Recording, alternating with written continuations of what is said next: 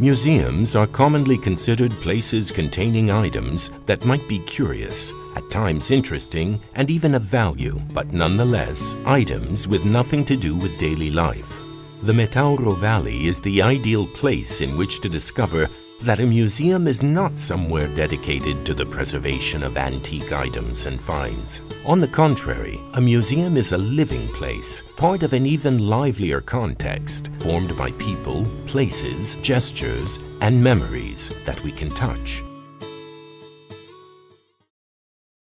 The 25th of August, 1944, British Prime Minister Winston Churchill, accompanied by Generals Alexander and Lees, arrives in secret at the castle of Montemaggiore, and from behind the walls, he observes the troops lining up, ready for battle. The valley is the same one that was the scene of the Battle of the Metauro in 207 BC, where the death of Hasdrubal sealed the fate of Carthage. 2,000 years later, the same hills are the backdrop for another event that will mark the course of history. The summer of 1944 is a sultry one. Churchill waits for night to fall. He then launches the Great Attack on the Gothic Line, breaking through Germany's final defense in Italy. The memory of that historical battle is brought back to life in the military items from the period on show at the Winston Churchill Museum inside the ex-church of Santa Maria del Soccorso in Montemaggiore al Metauro.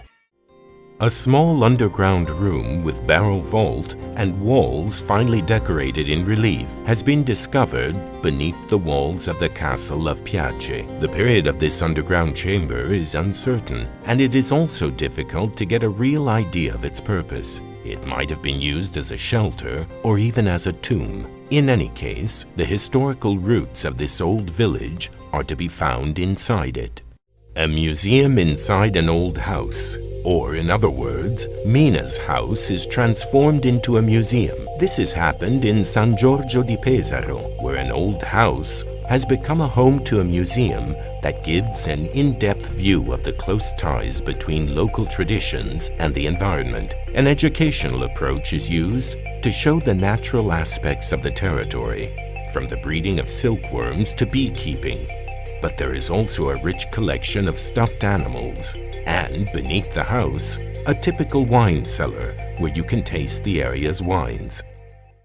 Once, manual skills were considered a gift of great importance, and an apparently poor raw material such as hemp was in fact the source of a flourishing trade that was able to support an entire town.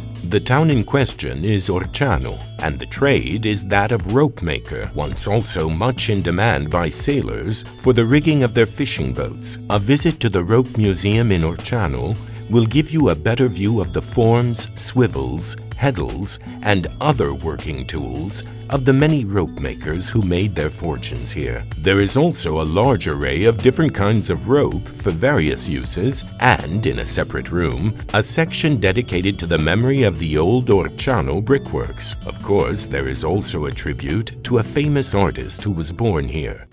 Muskets, falcons, ballistas, and mortars. With these weapons, war really does seem something from times past, and yet men once fought with them, as you can see in the imposing fortress in Mondavio, one of the most typical and well-preserved buildings to be built by the famous Renaissance architect Francesco di Giorgio Martini.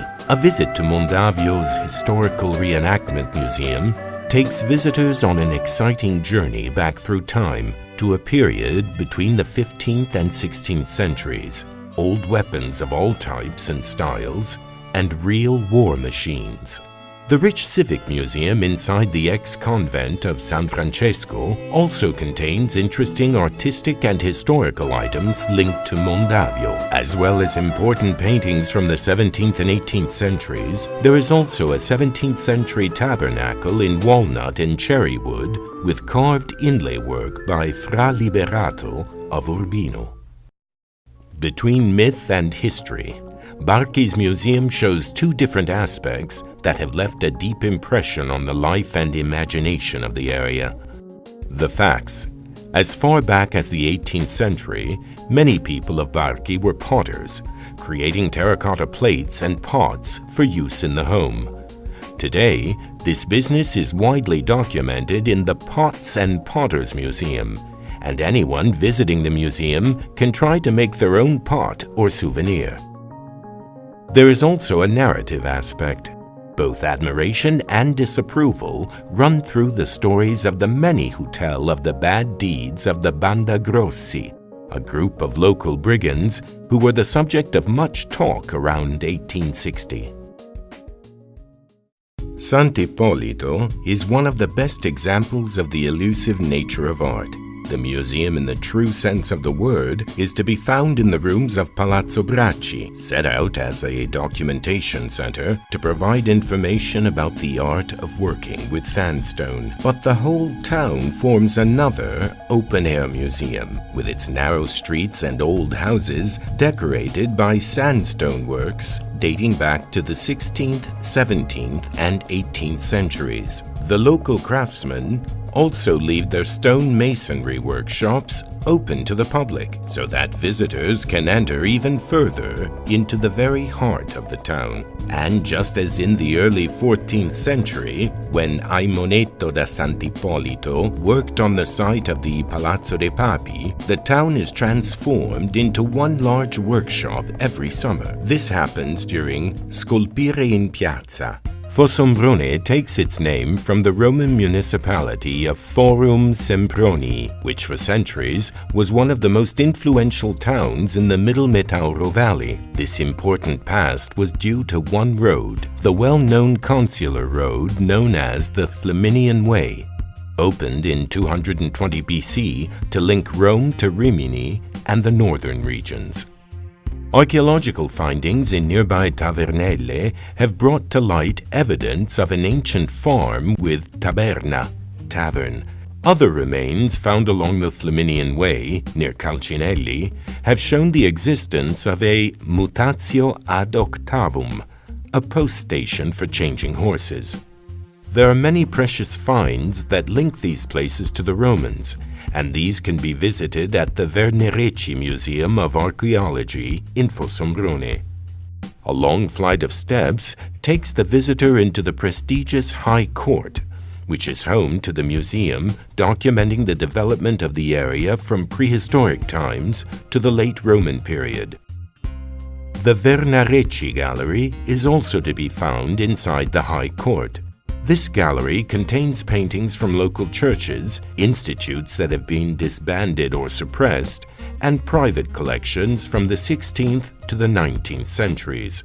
But visitors really should not miss the series of works documenting the activity of Fossombrone-born painter Giovan Francesco Guerrieri. Also worthy of great interest is the Museum House and Picture Gallery, donated to the Town Council of Fossombrone by notary Giuseppe Cesarini. The house itself is an important example of the home of a rich, educated middle-class family. The Picture Gallery offers first-rate documentation of Italian art in the period between the two world wars, with works by Marini, Messina, Morandi, and Severini. There are many pieces by Fossombrone-born artist Anselmo Bucci, who trained in Paris in the early 20th century and went on to become one of the leading figures in Italian art. The ex-parsonage in Castel Gagliardo has become home to a museum that shows weaving as a metaphor for life.